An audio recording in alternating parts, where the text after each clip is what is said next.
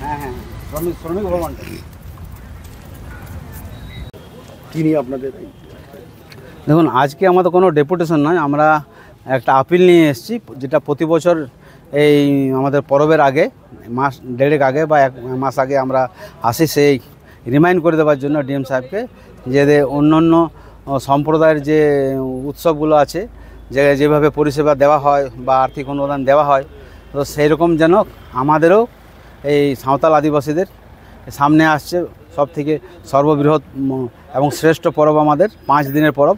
সেই পরবে যাতে আমাদেরকেও অনুরূপ মানে পরিষেবা বা আর্থিক অনুদান দেওয়া যায়, সেটার আপনারা চিন্তা ভাবনা করুন এবং আমাদেরকে সেটা দেন। কী কী পরিষেবা চাইছেন?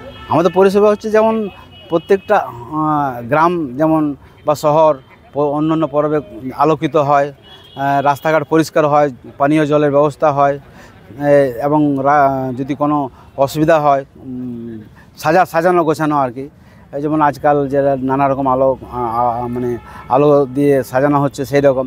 তার সাথে আমাদের এই সাঁওতাল আদিবাসীগুলো মানে দিক দিয়ে আর্থিক দিক দিয়ে এখন অনেক দুর্বল, মানে এখন চাকরি নেয়, জমিতে চাষ হয় না, সেই হিসেবে যদি অন্যদেরকে যেভাবে পরিষেবাটা অনুদান দেওয়া হয় উৎসবের, সেই অনুদান যদি আমাদেরকেও দান দেওয়া যায়, তার জন্য আমরা অনুরোধ রাখবো, সেই আপিলে লেখা আছে আমাদের।